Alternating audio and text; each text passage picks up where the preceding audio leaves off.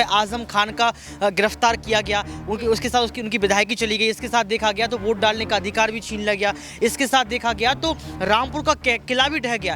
जब मैनपुरी और खतौली का चुनाव होता है तो आजम खान क्यों नहीं जाते हैं चुनाव प्रचार करने के लिए? आप देखिए, जब कहते हैं कि भाई मुस्लिम समीकरण को आप मजबूत करना चाहते हैं, मुस्लिम वोट बैंक को आप जो है जुटाना चाहते हैं, तो आपको जाना चाहिए था।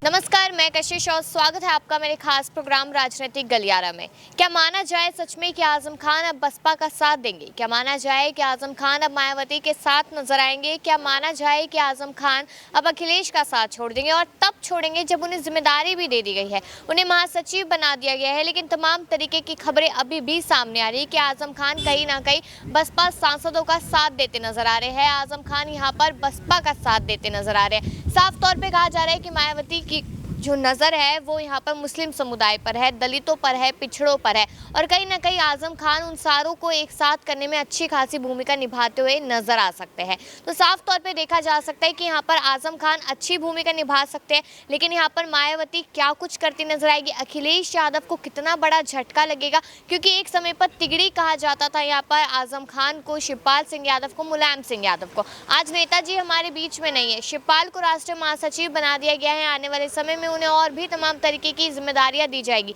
लेकिन आजम खान का क्या? देखा जाए यहाँ पर तो उन पे कार्रवाई हुई, 6 साल तक विधायकी रद्द कर दी गई, और यहाँ पर अब कहा जा रहा है कि आजम खान अगर मायावती का साथ देते हैं तो यहाँ पर आजम खान के लिए भी बेहतर है, और शिवपाल के लिए भी, और यहाँ पर मायावती के लिए भी। यानी कि साफ तौर पर देखा जाए तो मायावती ने तो पहले ही कह दिया था कि वो किसी के साथ गठबंधन नहीं करेगी, लेकिन हाँ, अगर आजम खान उनके साथ आते हैं तो आजम खान का स्वागत जरूर करेगी। तो इसी मुद्दे को लेकर यहाँ चर्चा होगी और ये जानने की पूरी कोशिश करेंगे कि आजम खान अगर यहाँ पर सपा में ना रहकर अब बसपा की तरफ रुख कर लेते हैं तो किसको कितना फ़ायदा होगा और किसको कितना नुकसान। तो मेरे साथ यहाँ पर ऋतिक हैं, उनसे सवाल लेंगे और जानेंगे कि आजम खान की कितनी भूमिका इस वक्त अहम बनती जा रही है आने वाले चुनावों को लेकर। तो अगर यहाँ पर देखा जाए ऋतिक, आजम खान अब यहाँ पर बसपा सांसदों का समर्थन करते हुए नजर आ रहे हैं, कहीं ना कहीं दानिश अली उसमें सबसे पहला नाम है। तो अगर देखा जाए यहाँ पर तो अभी तो सांसदों का समर्थन किया जा रहा है, मायावती का समर्थन करेंगे, तो इससे क्या लगता है कि अखिलेश को झटका लगेगा या योगी? कशिश, अभी आपने प्रस्तावना रखी किस तरीके से जो है आजम खान का गिरफ्तार किया गया, उसके साथ उनकी विधायकी चली गई। इसके साथ देखा गया तो वोट डालने का अधिकार भी छीन लिया गया।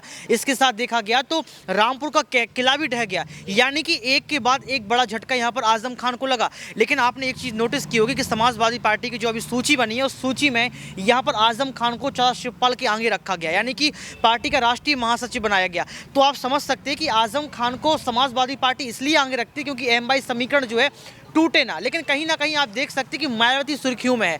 मायावती प्रेस कॉन्फ्रेंस करती हैं, प्रेस कॉन्फ्रेंस में ईवीएम पर सवाल खड़े करती हैं, विधानसभा चुनावों की बात करती हैं, लोकसभा चुनावों की बात करती हैं।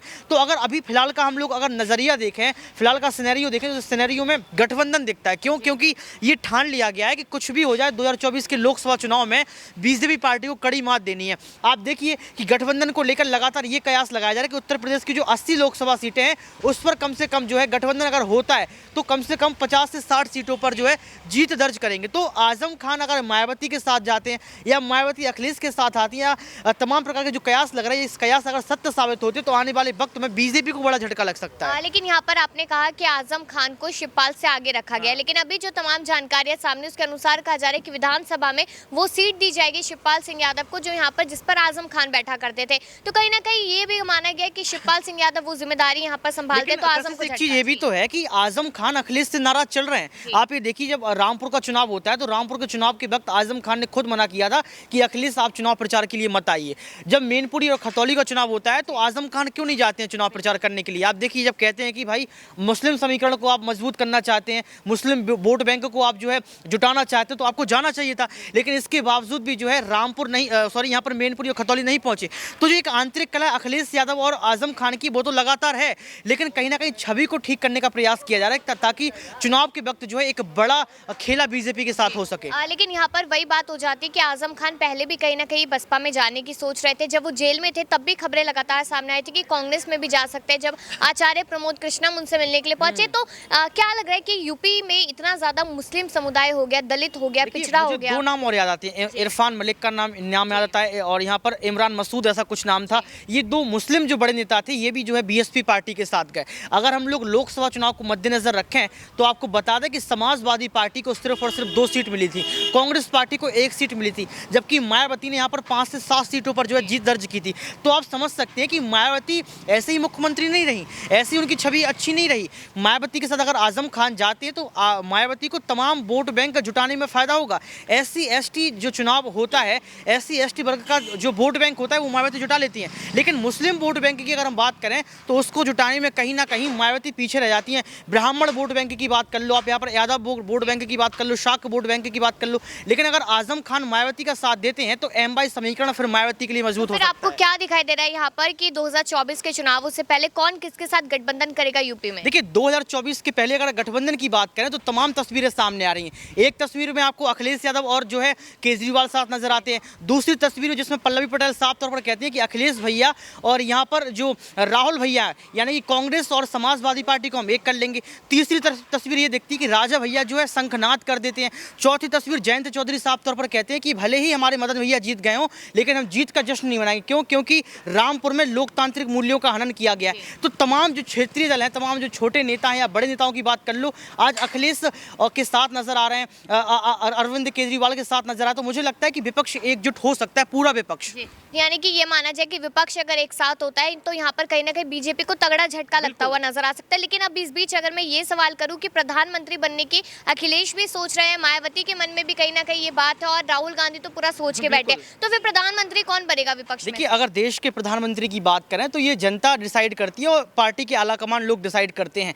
लेकिन अगर विपक्ष एकजुट हो जाता है, विपक्ष अगर मजबूत हो जाता है तो मुझे लगता है कि अगर कांग्रेस, आम आदमी पार्टी, समाजवादी पार्टी और तमाम जो क्षेत्रीय दल एक साथ आ जाते हैं, महागठबंधन अगर होता है तो कांग्रेस पार्टी का मुझे लगता है PM फेस होना चाहिए, क्योंकि कांग्रेस पार्टी बड़ी पार्टी है, अनुभव अच्छा है और सारी सीटों पर चुनाव लड़ने के लिए तैयार है। जबकि अगर आम आदमी पार्टी की बात करें तो महज 10 साल में राष्ट्रीय पार्टी बनी है, अभी इतने सारे नेता भी नहीं है, इतने बड़े चेहरे भी उनके पास नहीं है कि वो जो है लोकसभा का चुनाव लड़ सके। अगर समाजवादी पार्टी की बात करें तो 30 साल पुरानी पार्टी है, अभी राष्ट्रीय पार्टी भी नहीं बन सकी है।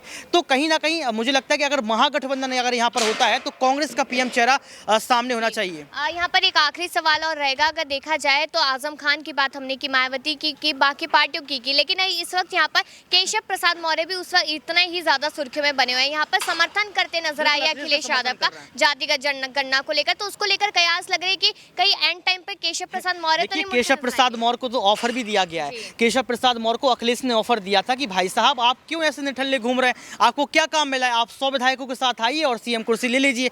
तो आप देखिए ब्रजेश पाठक के साथ जो है यहाँ पर अखिलेश यादव के एक चहेते विधायक साथ में नजर आते हैं। यहाँ पर केशव प्रसाद मौर्य की बात कर लो, ब्रजेश पाठक की बात कर लो, अगर ये अखिलेश के साथ नजर आ रहे हैं, अखिलेश के बयान में हाँ में हाँ मिला रहे हैं, तो मुझे लगता है वो वक्त दूर नहीं है जब तमाम नेता जो है बीजेपी के अखिलेश के साथ नजर आएंगे आपको। शुक्रिया यहाँ पर ऋतिक। लेकिन कहीं ना कहीं आज इस कार्यक्रम में ये समझने की कोशिश की कि यूपी यहाँ पर कहीं ना कहीं बहुत बड़ा मुद्दा बन चुका है। हर एक नेता चाहते हैं कि वो अच्छा खासा बड़ा पद ले, बड़ी जिम्मेदारी यहाँ पर निभाता हुआ नजर आए। लेकिन बात आजम और मायावती की हो रही है तो आजम खान मायावती का साथ देंगे नहीं देंगे, ये सवाल अब भी है। लेकिन आप लोगों की क्या राय है इस पर जरूर बताइएगा और बाकी ऐसी खबरों के लिए देखते रहिए Next 9 न्यूज़।